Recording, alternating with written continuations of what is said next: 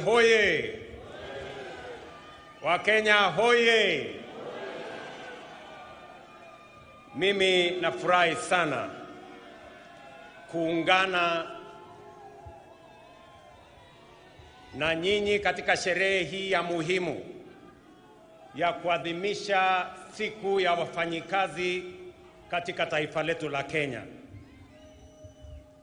Pia kuadhimisha miaka 60 ya KOTU katika taifa letu la Kenya. Na kama mfanyikazi naungana na wafanyikazi wenzangu. Kuna wale wafanyikazi wako permanent and pensionable. Alafu kuna wafanyikazi wengine kama sisi ambao tuko kandarasi ya miaka. Wengine wako na kandarasi ya miaka 3, wengine miaka 5 na tofauti zingine. Lakini sote sisi ni wafanyikazi wa taifa letu la Kenya.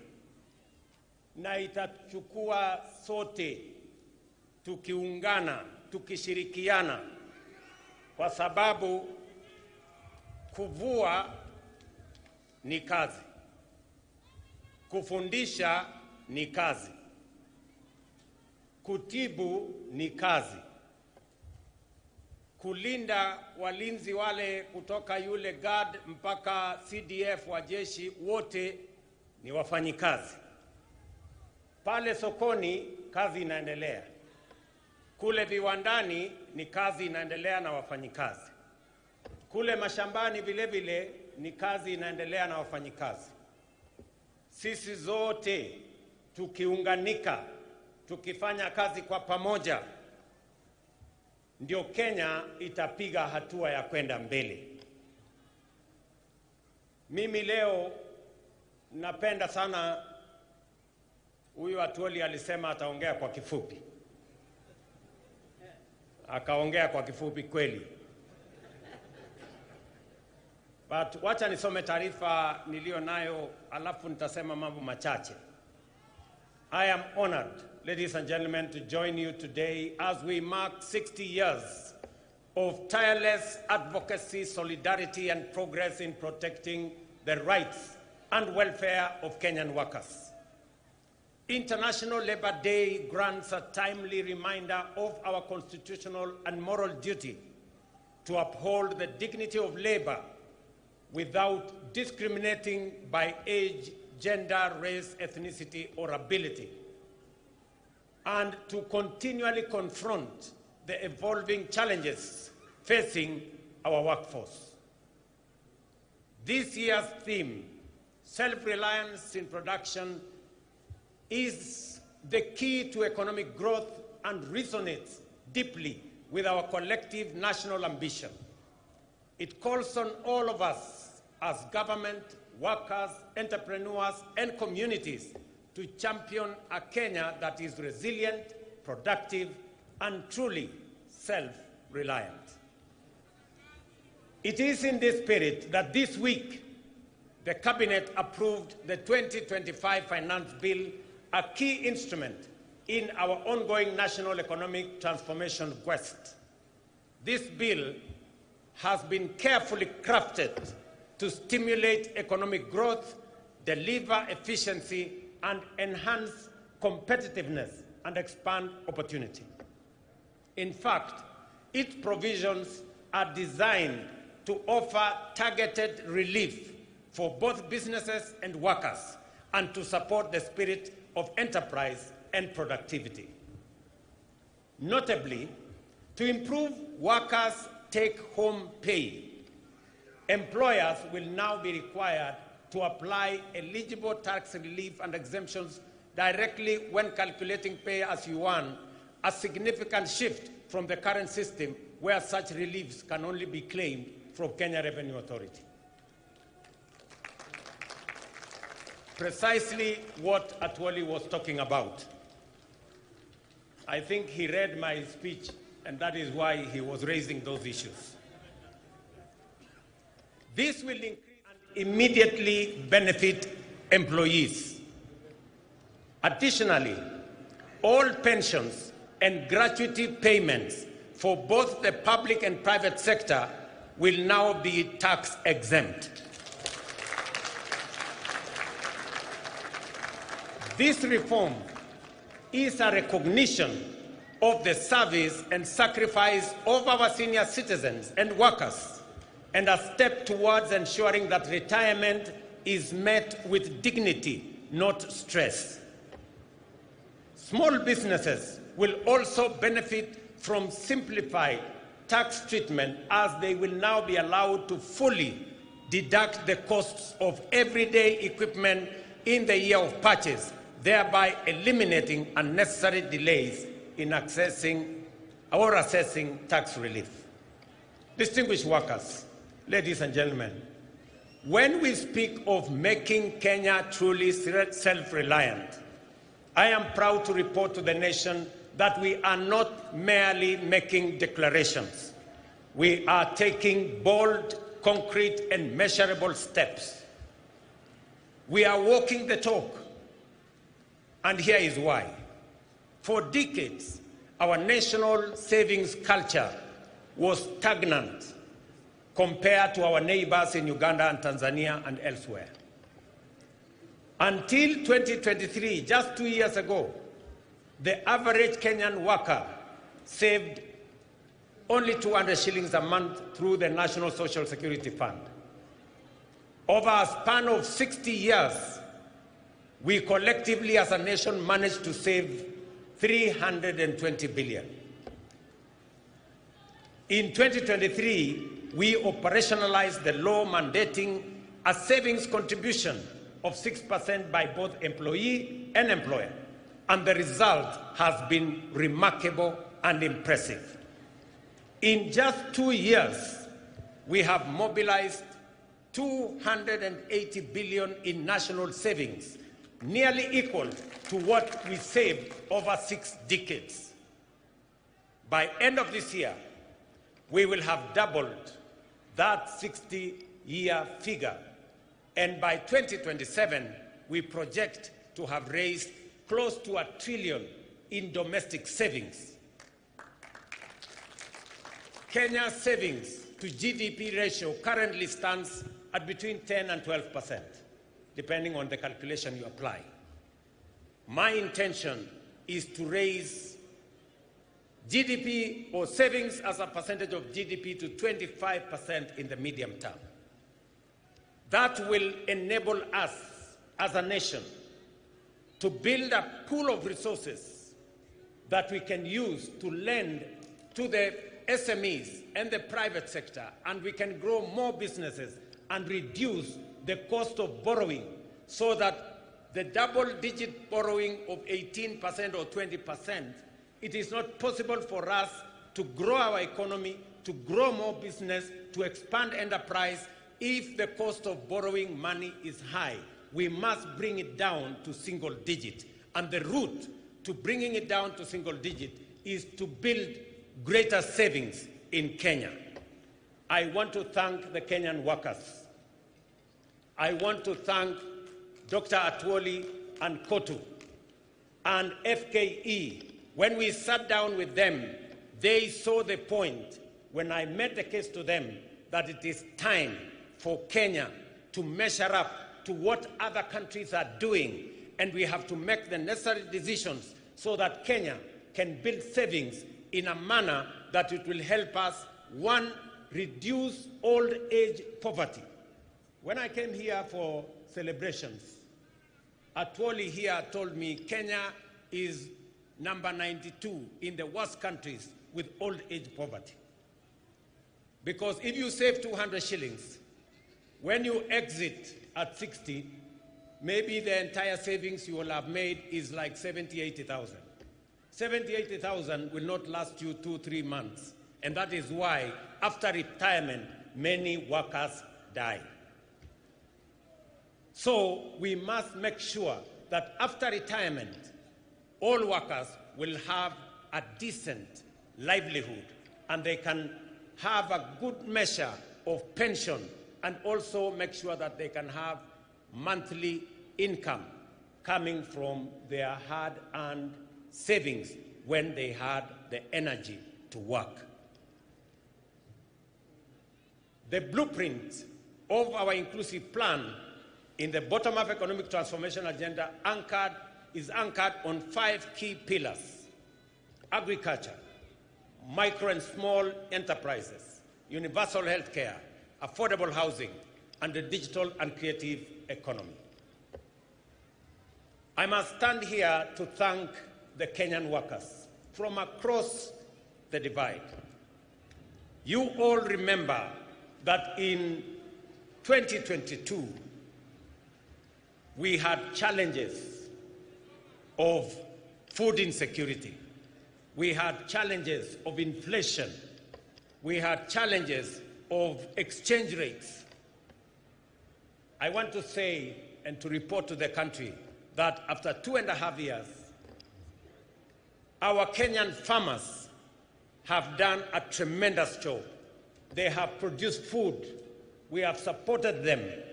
We increased our maize production by 40% in the last 2 years. We increased our production of coffee.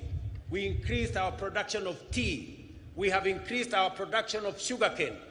And today, our import bill, importing maize or sugar or the other commodities, has gone down because our farmers are producing more than they have done before. We must commend them because they are working for the people of Kenya. I must also say that because of the interventions that we have made, inflation has come down from 9.6% to 3.5% this year. Exchange rate has come down from 165 to the dollar to now 129 to the dollar. We have expanded our foreign exchange reserves by 2.4 billion shillings. 240 billion shillings. So we have made progress. And that is the reason why the IMF last week listed Kenya as the 6th largest economy. In 2022, Kenya was the 8th largest economy. In 2.5 years, we have managed to overtake Angola, we have managed to overtake Ethiopia. Now Kenya is the 6th largest economy in Africa. In fact, it is the largest economy in East and Central Africa. And it is because of the Kenyan workers, the collective effort of our farmers, of our workers in industry, of our teachers, and everybody else that has contributed to moving Kenya to where we are today. I am very confident about the future of our country if we work together in the manner in which we are working together. In agriculture, our overarching goal remains to make farming profitable, stabilize farmer incomes, and secure national food security. The reduction of fertilizer prices has led to 40% surge in maize production, boosted farmer earnings, reforms in the coffee sector, including the elimination of inefficiencies and corruption, and the streamlining of the Nairobi Stock Exchange have raised farmer prices from 50 shillings to a kilo to between 100 and 150 shillings to a kilo now. Similarly, reforms in the sugar sector have revitalized the industry, leading to record production, better incomes, and bonus payouts for farmers, while creating thousands of new jobs. I recall with very deep personal satisfaction seeing Mama Redempta Makoha of Mumias receive a bonus check of 80,000 in January this year, money she has proudly used to advance her well-being. That is what real impact and transformation looks like.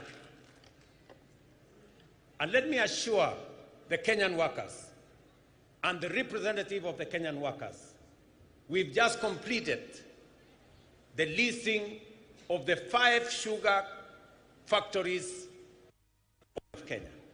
They will now be commercially run by private sector players who have the acumen, the resources, the know-how on how to run business. And I want to assure you that no worker is going to lose their job.